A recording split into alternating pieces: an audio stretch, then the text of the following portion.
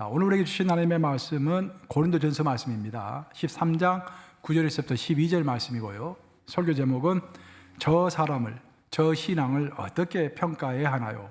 굉장히 프랙티컬한 실제적인 질문을 가지고 함께 하나님의 말씀을 살펴보도록 하겠습니다. 봉독해 드리겠습니다. 고린도전서 13장 9절. 우리는 부분적으로 알고 부분적으로 예언하니 온전한 것이 올 때에는 부분적으로 하던 것이 패하리라.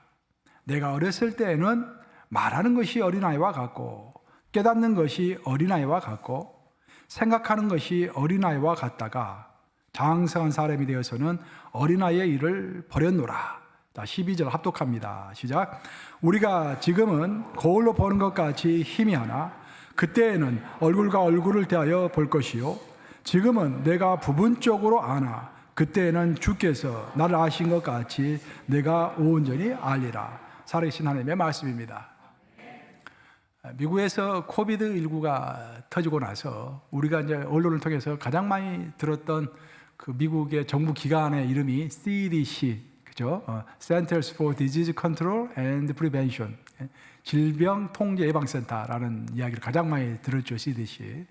그 CDC에서는 미국 전체 국민의 이제 건강을 이제 돌보고 질병을 예방하고 그런 일을 해야 하기 때문에 매년 무려 40만 명을 추출해 가지고 40만 명에게 일일이 전화를 합니다. 그래가지고 그 사람들의 이제 여러 가지 건강 상태를 체크하는 거예요. 근데 참 흥미로운 게 뭐냐면은 CDC에서 일반 국민들의 건강 상태를 체크할 때 가장 예를 먹고 있는 것이 두 가지가 있대요. 남자에게 있어서는 키가 정확하게 통계가 잘 안 잡힌대요. 그 여자에게서는 뭐가 통계가 잘 안 잡힐까요? 몸무게. 보통 사람은요, 나이 50이 넘어서면은 전부 키가 축소됩니다. 그게 당연한 현상이에요. 50 넘으면은 키가 줄어들어요, 이게. 근데 남자들한테 전화를 해가지고 키가 몇입니까? 라고 물어보면은요, 남자들은 자기가 한참 잘 나가던 때, 그 청년의 때에다가 약간 플러스 해가지고 밝힌대요. 그래도 남자는 다 그렇게 하진 않고 일부만 그렇게 한대요. 근데 여자는 굉장히 심하대요. 여자한테 몸무게 몇입니까? 라고 물어보면요, 10에 8, 9는 거의 100%는 다 줄여서 이야기한다는 거예요. 그래서 정확한 통계가 나오지 않는다는 것입니다, 이게. 그럼 왜 그럴까? 왜 이렇게 사람들이 엉뚱한 답변을 하는 것일까? 그것은 문화적인 선입견 내지는 문화적인 프레임 때문에 그렇게 답변을 하는 것입니다. 우리가 살고 있는 21세기 미국 사회는요, 키가 큰 것, 몸무게가 조그맣고 날씬한 것, 그것을 이렇게 올바르다고 좋다고 생각하는 그런 선입견과 프레임을 갖고 있는 거예요. 인류 역사를 살펴보면은 가장 강성하고 부하게 살았던 나라 중에 하나가 당나라입니다. 당나라. 중국 당나라 시절. 중국 당나라가 장안하면 그 당나라의 수도죠. 전 세계를 향한 무역을 했고 굉장히 잘 살았던 그 시대입니다. 그때 당나라 때 그려진 인물화를 보면은요, 고관 대작들의 부인들, 미녀들은 하나같이 통통했습니다. 통통한 사람이 누가 있나, 우리 교회. 저 그 통통한 사람이 미녀인 거예요. 삐짝 마르면은 하녀 타입이라고 그랬어요, 당시에는. 하녀 타입이고 노비들이 삐짝 마른 거예요. 지금도 제가 기억나는 것은 우리 어머님이 어렸을 때 나한테 했던 이야기가 생각나요. 남자들은 좀 배가 나와야 또 든든한 맛이 있고 좀 이렇게 좀 좋게 보이는데 너희 아빠는 배가 안 나와서 큰일이라고 그 말씀 하신 적을 제가 지금도 기억합니다. 어렸을 때. 내가 어렸을 때는 다 가난했기 때문에 배가 나온 사람이 별로 없었어요. 다 못 먹으니까. 그래서 배가 좀 나왔다라는 것은 저 집이 먹고 살만하다라는 그런 표시였던 거예요. 다 이게 선입견이고 프레임인 것입니다. 요즘 미국과 한국 사회가 여러 가지로 정치 경제 이슈가 이렇게 돌발하면서 저 좌파와 우파가 막 싸우면서 대립이 심각해지면서 소위 프레임이라는 말을 많이 쓰고 있습니다. 여러분, 프레임이 뭡니까? 프레임은 액자의 테두리를 프레임이라고 하는 거예요. 액자가 있으면 그 테두리가 있을 거 아니에요? 그 네모진 테두리를 프레임이라고 하는 것입니다. 그 프레임이라는 용어가 정치 사회적인 용어로 사용될 때는 어떤 한 사람이 가지고 있는 그 사람이 많이 가지고 있는 특별한 관점, 그런 것들을 이렇게 프레임이라고 하는 것입니다. 다른 말로 하면은 사람마다 각자의 프레임이 있어가지고 자기 프레임으로 이 세상을 바라본다라는 것입니다. 예를 들어 보면은 A라는 사람과 B라는 사람이 있어. 근데 A라는 사람이 B라는 사람을 봤을 때 괜히 싫은 거야. 근데 객관적으로 설명해봐라. 왜 싫은지 설명해봐라 하면은 말을 제대로 설명을 못해. 굉장히 주관적인 거야. 근데 하여튼간에 싫어. 그러면은 A라는 사람은 B라는 사람을 설명할 때 다른 사람들에게 그렇게 얘기한다는 거예요. B는 내 타입이 아니야. 이거야말로 굉장히 아주 변할 수 없는 완고한 프레임을 가지고 상대방을 평가하고 있는 것입니다.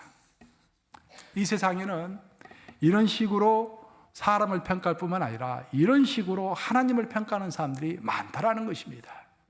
사도 바울이 그래서 로마서 그 유명한 편지를 쓸 때 로마서 1장 28절에서 이런 기가 막힌 말을 했습니다. 우리 한번 같이 읽어보겠습니다. 로마서 1장 28절 시작.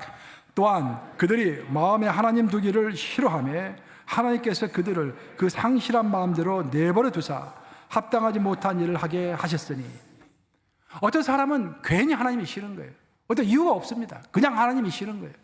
그런 사람이 있다라는 거예요. 근데 그런 사람들을 하나님께서 아예 내버려 두신다는 거예요. 여러분, 인격과 인격 사이에서 제일 비참한 것이 뭔지 아세요? 전쟁하는 것도 아니고 싫어하는 것도 아니고 뭐 싸우는 것도 아닙니다. 제일 비참한 것은 무시하는 거예요. 그냥. 무시하고 아예 관심을 꺼버리는 가장 비참한 것입니다. 우리 하나님께서 사랑하는 종들에게는 인생에 개입하셔가지고 징계를 주십니다. 성경에 나오잖아요. 자문에도 나오고 신약 성경에도 나오고 하나님은 사랑하는 자들에게 자기 자식처럼 훈계하신다고 되어 있잖아요. 근데 자기 자식이 아닌 것 같은 사람들, 아예 가치가 없는 사람들은 아예 하나님께서 내버려 두사라고 되어 있죠. 오늘 성경에 내버려 두사. 그러니까 여러분의 인생에서 내가 뭔가를 지금 잘못하고 있는데 뭔가 양심에 꺼리낌이 있는데 그래도 잘 지나가고 있다고 한다면은 야, 내가 하나님께서 나를 통과해 주시는구나. 그렇게 착각하면 안 됩니다. 아, 하나님이 나를 지금 무시하고 계시는구나. 굉장히 비참한 거예요. 내 양심에 꺼리낌이 온다고 한다면은 하나님이 그 양심을 통해서 성령으로 나에게 말씀하고 있는 것입니다. 그래서 내 삶에 오히려 어려운 일이 생기는 것이 속이 편한 거예요. 근데 아무 일도 생기지 않고 내가 잘못하고 있는 것 같은데 그냥 형통하게 내가 살고 있다고 한다면 나와 하나님은 아무런 관계가 없는 그런 관계인 것입니다. 인류 최초로 지구 바깥으로 우주 비행을 했던 사람은 러시아 사람이죠. 소련 사람이죠. 그 당시에 1961년도에 우주선을 타고 지구 바깥으로 가서 지구를 이렇게 우주 비행을 했죠. 최초로 했죠. 유리 가가린 이름 많이 들어보셨죠? 어렸을 때. 저도 이제 이름 많이 들어봤는데, 유리 가가린. 그 유리 가가린이 지구로 돌아와가지고 그런 말을 했습니다.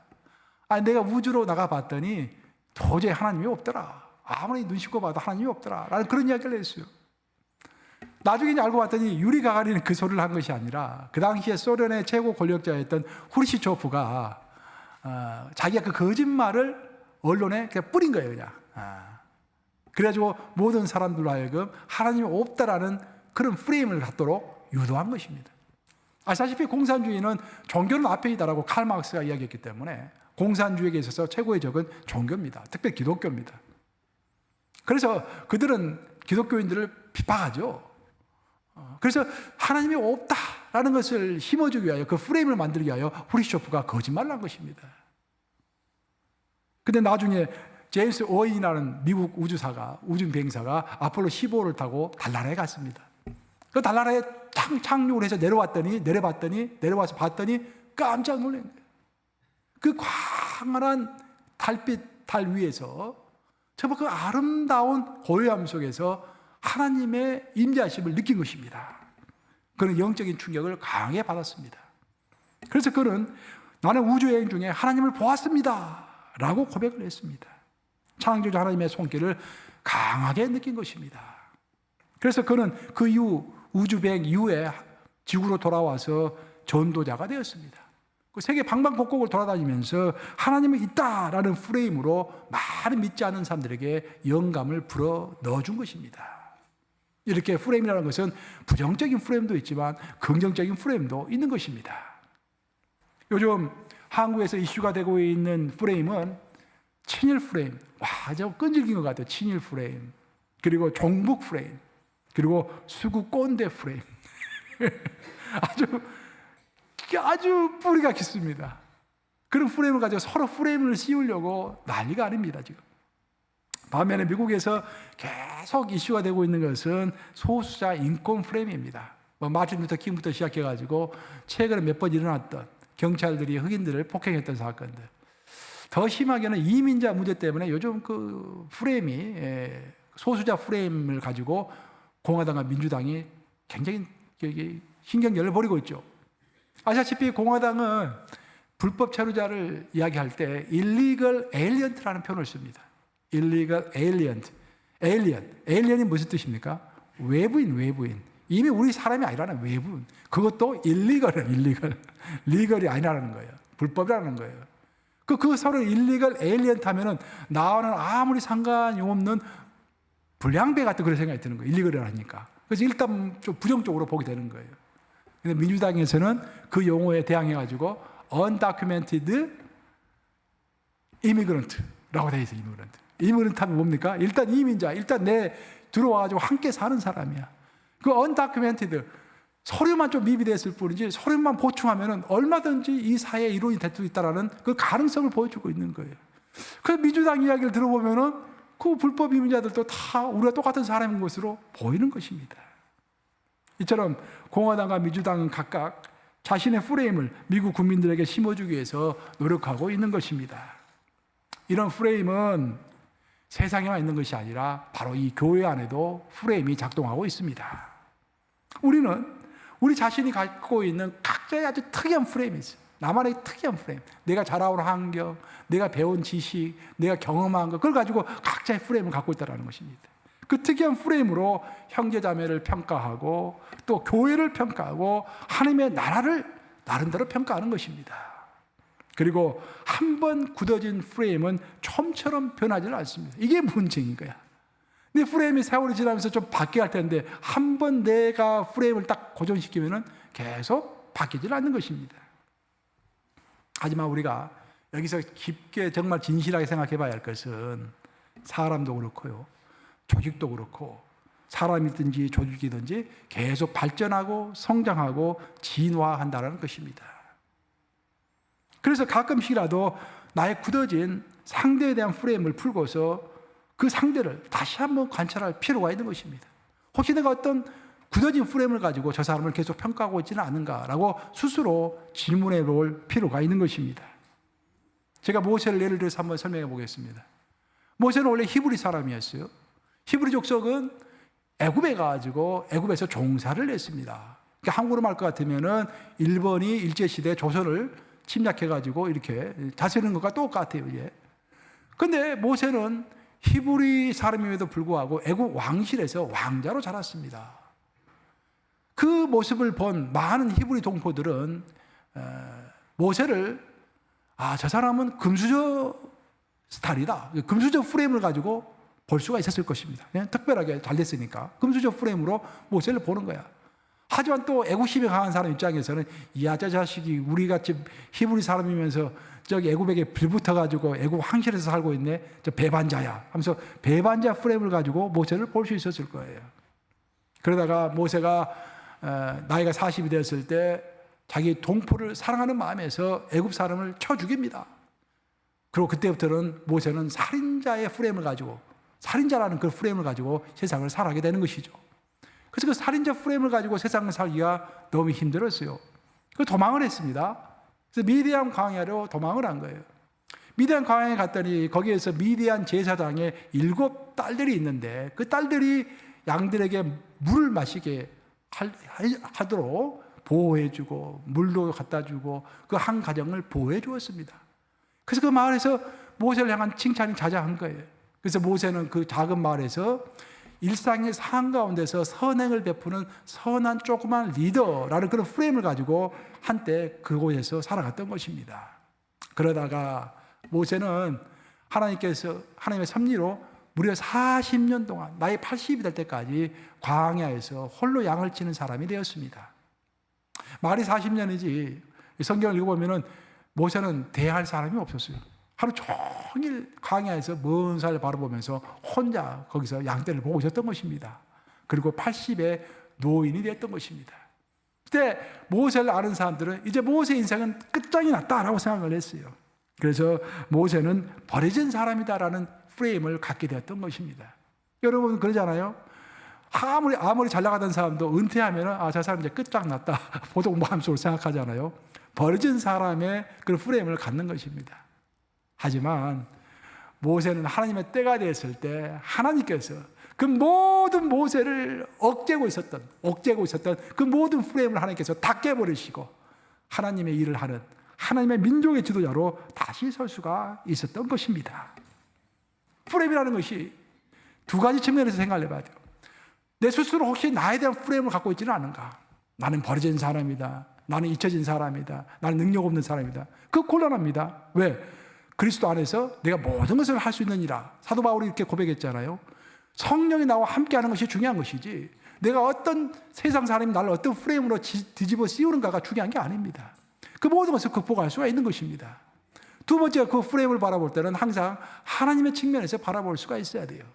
세상이 나를 어떤 프레임을 뒤집어 씌워가지고 저 사람은 악한 사람이다, 저 사람은 도둑놈이다, 뭐 별의별 이야기를 다 한다 할지라도 don't care. 하나님이 함께 하시면, 그렇죠? 하나님은 모든 프레임을 다 깨부시고 모세를 민족의 지도자로 세우셨던 것처럼 우리 또한 하나님의 위대한 일꾼으로 세우실 것을 믿습니다. 우리 스스로 프레임을 깨야 하는 거예요. 하나님을 의지해서. 이처럼 인간은 발전하고 성숙해 가는 것입니다. 그래서 인간이라는 단어를 우리가 영어로 표현할 때 휴먼이라고 하지 않고 꼭 휴먼 비잉이라고 하는 거예요. 비잉이 무슨 뜻입니까? 고등학교 때 다 여러분 영어 시간에 배웠죠? B-I-N-G. 현재 진행형. 현재도 변하고 있는 거예요. 현재도 발전해 가고 있는 것입니다. 그래서 인간은 휴먼이 아니라 휴먼 비잉. 지금도 완성되어 가는 존재. 지금도 형성되어 가고 있는 존재. 단 그것이 긍정적으로 형성이 되어 가고 있느냐, 부정적으로 형성이 되고 있느냐, 그것이 문제일 뿐이에요. 근데 우리에게 참 다행스러운 것은 우리를 인도하시는 성령이 우리 안에 계시잖아요. 그러니까 우리를 부정적으로 인도하지는 아니하시겠지. 우리가 순종한다면 성령께서 나를 긍정적으로 인도해 주실 줄로 믿습니다. 이처럼 사람은 계속해서 성령의 인도를 받아서 프레임을 깨면서 앞으로 전진해 가는 거예요. 사람뿐만 아니라 사회도 마찬가지입니다. 이 사회도 우리가 부정적으로 볼 필요가 없어요, 여러분들. 사회를 부정적으로 볼 수도 있고 긍정적으로 볼 수도 있지만 우리는 계속 있으면 긍정적으로 보는 것이 필요해요. 왜? 하나님이 이끄시는 이 사회이기 때문에. 미국에서 여론조사 기관 중에서 가장 존경받는 여론조사 기관이 갤럽 아닙니까, 갤럽? 근데 갤럽의 이제 그 히스토리를 쭉 읽어보면요, 이런 게 나옵니다. 갤럽이 1950년대부터 지금까지 2023년까지 단 한 해도 빠지지 않고 전 국민을 대상으로 조사를 하고 있는 것이 한 가지 있어요. 그 뭔지 아세요? 흑인과 백인이 결혼하는 것을 찬성합니까? 반대합니까? 그것을 1950년대부터 지금 물어보고 있습니다. 인권운동이 있었던 시대 아닙니까? 1960년대부터 이제 인권운동이 있었는데 지금은 그 이슈가 별 큰 이슈가 아니지만 옛날에는 굉장히 중요한 이슈였어요. 흑인과 백인이 결혼할 수 있느냐 없느냐는 굉장히 이슈였습니다. 근데 1956년도 통계를 보면은요, 미국 전 국민 중에서 흑인과 결혼, 인터메리지라고 그러죠. 인종 간에 결혼을 해도 괜찮다라고 응답한 비율이요, 몇 퍼센트 정도 됐을 것 같아요? 4%밖에 안 됩니다. 4%. 96%는 흑인과 백인이 결혼하면 큰일 난다라고 되어 있어요. 그렇게 응답을 했어요. 1956년에. 그러다 1973년에 상당히 많이 올라왔는데 그래도 29%밖에 안 됐습니다. 29%가 흑인과 백인은 결혼해도 된다라고 이야기했고요. 나머지 71%는 절대 안 된다라고 답변을 한 거예요. 그런데 2022년 통계를 보면요, 그게 거의 90%에 육박을 했습니다. 근데 아직도 10%는 안 된다고 그래요. 그게 보수 백인들이 있는 거예요. 이로써 우리가 알 수 있는 것은 뭐냐면은 갤럽 역사상 가장 큰 이론의 변화가 흑인과 백인 간의 결혼 이 문제가 그렇게 4%에서 90%까지 올라왔듯이 인간뿐만 아니라 이 사회도 변화한다, 그런 말이에요. 하면 우리 교회는 어떻겠습니까? 교회는 더 하겠죠. 교회의 주인은 누구십니까? 하나님이시요. 예수님이 주인이신 거예요. 우리 교회가 아닙니다. 누가 이끄십니까? 내가 이끄는 게 아니에요. 성령께서 이끄시는 것이죠. 그래서 이 교회의 미래에 대해서 부정적으로 볼 필요는 전혀 없는 것입니다. 항상 긍정적으로. 하나님께서 4%를 90%로 만드셨던 그 하나님의 역사가 교회도 똑같이 일어나는 것입니다. 이런 이유로 우리는 개인이 됐든지 공동체가 됐든지 그들이 현재 가지고 있는 단점만 집중적으로 볼 것이 아니라 그 사람이 가지고 있는 긍정적인 미래의 모습을 보고서 내 프레임을 잠시 접고서 그 사람을 다시 평가해 주는 것도 굉장히 중요할 줄로 믿습니다. 오늘 본문의 저자인 사도 바울도 그 인생을 보면은요, 사도행전을 쭉 읽어보면은 그 출발은 굉장히 어린아이와 같은 신앙이었습니다. 물론 열정은 있었죠. 열정은 있었지만 잘못된 열정이었고 굉장히 과격했습니다. 그 사도 바울 스스로가 자기는 어린아이와 같은 신앙을 한때 가졌다라고 고백하고 있는 거예요. 근데 그 신앙이 나중에는 굉장히 성숙한 신앙으로 정말 장성한 자의 모습으로 변화가 되죠. 잘 아시다시피 사도 바울은 하나님의 특별하신 부르심으로 다메섹 도상에서 예수님을 영접하고 사도가 되었습니다. 그 하나님께서 직접 명령해가지고 선교사가 된 사람이에요. 하지만 그의 성품은 한순간에 변하는 것이 아니었습니다. 그러니까 여러분들 잘 이해하셔야 할 게 뭐냐면은 신앙에는 지름길이 전혀 없습니다. 절대 없습니다. 하나님께서 어떤 사람을 부르셨다고 해가지고 그 사람이 인격과 성품과 성질까지 갑자기 변화가 되는 것은 아니에요. 그것이 시간이 가야만이 이게 다듬어지는 것입니다. 사도 바울이 제1차 전도여행을 떠났을 때 바나바와 함께 떠났습니다. 바나바 성경 읽어보면은 사울과 바나바라고 하지 않고 바나바와 사울이라고 얘기하고 있죠. 바나바가 앞서고 있는 것입니다. 그래서 바울은 바나바를 따라서 이렇게 선교여행을 간 거예요. 그때 동참했던 사람이 바나바의 생질, 조카인 마가가 동참을 했죠. 마가는 부잣집 아들이었습니다. 마가의 다락방 아시잖아요. 오늘날로 말 것 같으면 서울의 그 강남의 청담동에 있는 마담 뚜아 같은 그런 부잣집 그 아들인 거예요, 이게. 그래서 이제 선교여행을 갔더니 모르고 자기 삼촌 따라서 선교여행 갔더니 너무 힘이 든 거예요.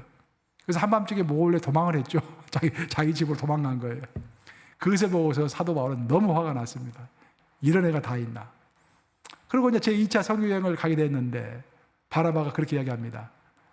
우리 2차 선교여행 갈 때 마가를 데리고 가자. 한번 용서하자. 그렇게 이야기해요. 바울이 뭐라고 그랬습니까? 이런 놈을 어떻게 데려갈 수 있냐고. 절대 안 된다고. 그렇게 주장을 하죠. 또 그 말 들으니까 바나바가 기분이 좋겠어요. 자기 조카도 그렇게 이야기하니까. 아니, 그리스도의 사랑을 아는 사람이 베드로에게 예수님께서 말씀하시지 않느냐. 7번의 70번이라도 용서하라고 하셨는데 어찌하여 용서하지 못하느냐 하면 또 대들은 거예요. 그 두 사람이 싸웠는데 성경을 읽어보면 뭐라 나옵니까? 두 사도가 크게 싸웠다. 크게라는 말이 나오잖아요. 크게 대판 싸웠다라는 거예요. 하지만 사도 바울은 결국 나중에 시간이 가면서 마가를 용서하죠. 용서하고 사도 바울이 젊었을 때는 그 혈기를 가지고 목회를 했었는데 인생이 가면서 경륜이 쌓이면서 그리스도의 은혜와 사랑이 곳곳에서 퍼져나오는 그런 놀라운 사역을 합니다. 사도 바울의 글을 읽어보면요, 사도 바울이 초기에 쓴 글이 있고, 데살로니가전서 후서 같은 게 초기에 쓴 글이죠. 인생 말기에 쓴 편지들, 그러니까 디모데전서, 후서, 디도서 같은 편지를 보면요, 후기로 갈수록 사랑과 은혜가 풍성해요. 근데 전기로 갈수록 꾸짖는 내용들이 많습니다. 사도 바울이 결국 세월이 지나면서 그 성품이 바뀐 것입니다. 이로써 우리가 결국 중요한 것은 사도 바울이 혈기를 다스리지 못하고 다투었다라는 것이 중요한 것이 아니라 사도 바울이 나중에는 은혜와 사랑을 베푸는 자로 변화가 되었다라는 것이 훨씬 중요할 줄로 믿습니다. 오늘 본문에서 사도 바울이 반복적으로 사용하고 있는 단어는 부분적으로라는 말입니다. 부분적으로라는 말을요, 11절 한 절 제하고 나머지 전체 그 절에서 다 부분적으로 이렇게 사용하고 있습니다. 그 말은 무슨 말이냐면은 우리가 현재 타인에 대해서 또 어떤 하나님에 대해서 또 어떤 교회 공동체나 이 사회에 대해서도 부분적으로 알고 있을 뿐이지 전체로 다 알고 있지는 못하다는 거예요. 그것이 우리 인간이라는 것입니다. 그래서 우리가 어떤 프레임을 가지고 상대를 평가할 때 조심해야 한다는 거예요. 왜? 내가 부분적으로만 알고 있기 때문에. 공부도 학교에서 해보면은 소장학자들은 말할 때 힘이 있고 아주 강단 있고 자신감 있게 얘기합니다. 왜 그런지 아세요? 잘 모르기 때문에, 무식하기 때문에 세게 이야기하는 거예요. 근데 진짜로 그 온숙한 세계적인 학자들 일을 말 들어보세요. 세계적인 학자들은 말 조심 굉장히 합니다. 강의할 때 함부로 말하지 않습니다. 이것도 같은데 이것도 이런 이론도 있다. 그런 식으로 항상 설명하지 이것이다라는 말을 절대 안 합니다. 진짜로 그 경륜 있는 교수들. 제가 신학 공부할 때 구약학 교수님 세계적인 교수예요. 세계에서 제일 유명한 뭐 그런 교수라고 할 수 있는데 강의를 들어보니까 답답한 거예요. 강의를 할 때 이것이다라는 말을 한 번도 한 적이 없어요. 이 사람은. 이런 의견도 있고 저런 의견도 있고 항상 그런 식으로 이야기해요. 그러니까 내가 너무 답답해가지고 찾아갔어요. 교수님을. 선생님 말을 하시려면 똑바로 말씀하시고 정확하게 자신감 있게 말씀하셔야지 항상 그런 식으로 이야기하면 우리가 혼동되지 않습니까? 라고 했더니 그 교수님 저한테 뭐라는지 아세요? 자네 말이 옳은 것도 같고 틀린 것도 같네. 그렇게 말씀하시는 거예요. 경륜을 쌓으면은요, 우리가 진짜로 실력을 갖게 되면은요, 말 조심하게 됩니다. 사람 평가할 때도 조심하게 평가해요. 제가 목회하면서 쭉 경험하면서 알게 된 사실이 뭐냐면요, 어떤 사람이 어떤 특이한 행동을 하면은요, 대부분이 뭐 100% 건다고 해서 아니지만 대부분이 어떤 백그라운드가 있습니다. 그 사정이 있는 거예요. 그 때문에 그런 행동을 하는 것입니다. 저도 마찬가지예요. 여러분 앞에서 이렇게 자신 있게 설교하고 이렇게 하지만 저 또한 하나의 인간이기 때문에 인간으로서 또 하나님의 종으로서 역할을 하는 거 아니겠습니까? 내 삶의 무게가 있는 거예요. 내 경제적인 필요도 있고 내 뭐 건강의 필요도 있고 여러 가지가 있는 것입니다. 내가 이 정도 신앙생활 하면서 내 무게를 느끼면서 이렇게 목회를 할 정도면은 평신도들은 얼마나 더 하겠어요. 그렇죠? 근데 우리는 어떤 사람을 평가할 때 프레임을 딱 뒤집어 씌우고 그 하나만 가지고 그 사람을 계속해서 평가하는 거예요. 그것은 비성서적이다. 그런 말입니다. 제가 일전에 후배 목사님이 저한테 전화를 했어요. 전화해가지고 자기가 논문을 하나 썼는데 논문 읽고 좀 코멘트를 해달래요. 이 바빠 죽겠는데 그런 부탁 받으면 이거 목회에 관련된 것도 아니고 좀 망설여지는데 또 노할 수도 없잖아요. 후배가 그러니까. 알았다고. 이제 했는데 하도 이게 그때 연말이고 그래서 바빠가지고 약속한 것을 깜빡 잊어버렸어요, 제가. 잊어버리고 있다가 약속한 날 저녁이 돼서야 그 생각이 난 거예요. 그래가지고 부랴부랴 이제 빨리 그 논문 한번 읽어보고 코멘트 달고 하느라고 거의 밤새가지고 이제 새벽에서 내가 이메일을 보냈어요. 그래서 이메일을 혹시 체크 안 할 수도 있잖아요. 걱정이 돼가지고 아침 일찍 전화를 했습니다. 이제 사과 좀 하려고. 난 늦어서 미안하다. 눈이 빠지게 기다리고 있었을 건데 미안하다고 이제 전화를 했는데 전화가 이상한 거야. 전화가 두 번 땡따르릉 울리더니 탁 끊어져 버리는 거예요. 순간적으로 오는 생각이 이 친구가 수신 거부를 했구나. 보통 수신 거부하면 그러잖아요. 두 번 울리고 딱 끊기잖아요. 그래서 아주 비참한 생각이 들더라고요. 이 친구가 너무 심한 거 아닌가. 세상에 선배 전화를 수신 거부해버리고. 그래서 카톡을 보냈어요. 구구절절히 미안하다 이게 설명하고 이메일 보냈으니까 야 읽어봐라. 그 용서해라. 내가 늦은 거 용서해라. 이 이메일 보냈는데 카톡을 보냈는데 답신을 안 하는 거예요. 이 친구가. 그래서 나도 은근히 좀 화가 나고 그래서 하루 종일 우울하게 하루를 보냈어요.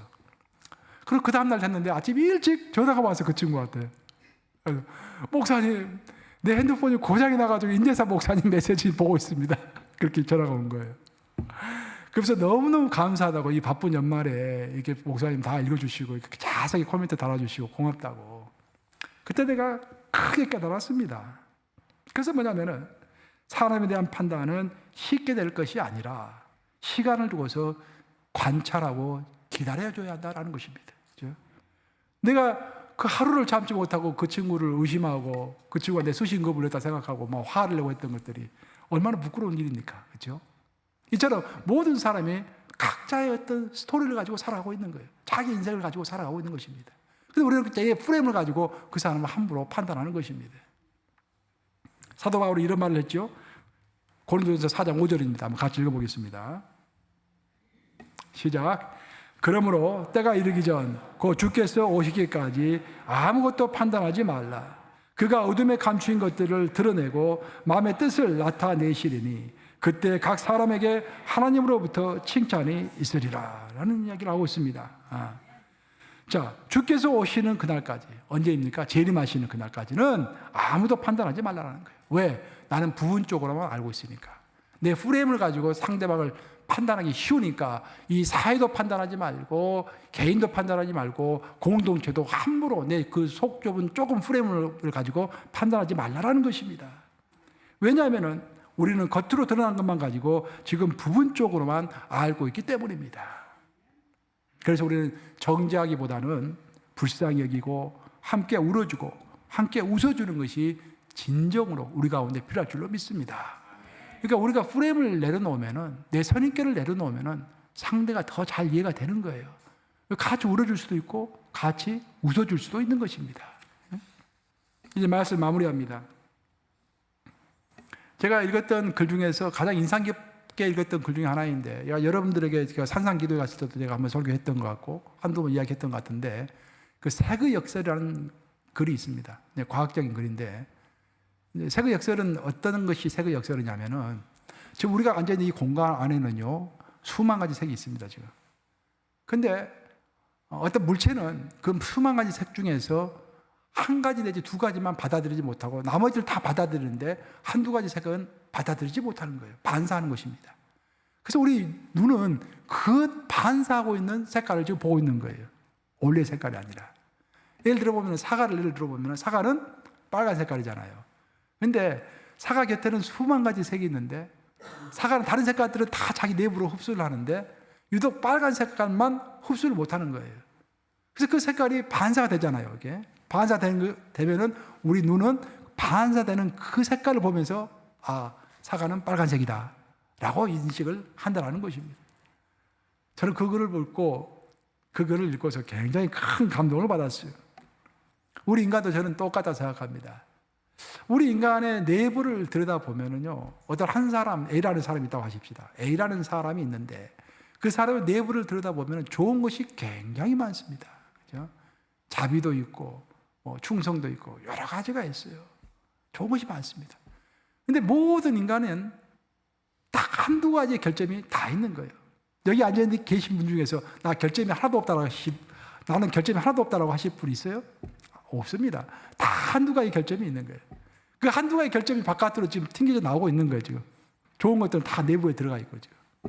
근데 우리는 그 A라는 사람을 평가할 때 그 내부에 들어있는 99가지의 좋은 것 가지고 평가하는 것이 아니라 한 가지 튕겨 나오는 것, 그걸 가지고 그 사람을 색깔을 매기고 평가하고 있을지도 모른다라는 것입니다. 모든 인간이 저지르기 쉬운 큰 실수인 것입니다. 바로 그래서 예수님께서 내가 올 때까지는 아무도 평가하지 말고 판단하지 말라라고 말씀하시는 것입니다. 사도 바울은 본문을 통해서 또한 이런 고백을 하고 있죠. 고린도전서 13장 12절입니다. 한번 같이 읽어보겠습니다. 함께 읽습니다. 시작. 우리가 지금은 거울로 보는 것 같이 희미하나 그때는 얼굴과 얼굴을 대하여 볼 것이요 지금 내가 부분적으로 아나 그때는 주께서 나를 아신 것 같이 내가 온전히 알리라. 너무도 기가 막힌 말을 하고 있습니다.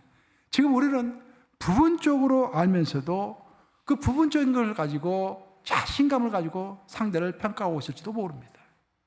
내가 지금 현재 부분적으로 알량한 지식을 가지고 있음에도 불구하고 그걸 가지고 이 사회는 앞으로 어떻게 될 것이다, 이 공동체는 어떻게 될 것이다, 저 사람은 어떻게 될 것이다 라고 판단할 수도 있다는 것입니다. 사도 바울은 그래서 그렇게 하지 말라라는 거예요. 나는 현재 부분적으로만 알고 있다. 즉 사도 바울이 하나님을 대하여 설명할 때 그 천하의 사도 바울도, 신약 성경의 3분의 1을 쓴 사도 바울도 하나님이 어떤 분인지를 다 모르고 있다는 거예요. 부분적으로만 하나님을 알고 있다는 거예요.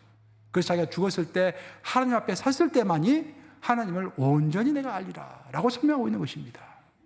그러니까 우리는 하나님을 내가 다 안다라고 주장하는 것도 조심해야 되고, 저 사람에 대해서도 내가 다 안다라고 또 조심해야 되고, 저 교회에 대해서도 다 안다라고 또 조심해야 되고, 이 나라에 대해서도 다 안다라고 말하는 것을 굉장히 조심해야 할 줄로 믿습니다.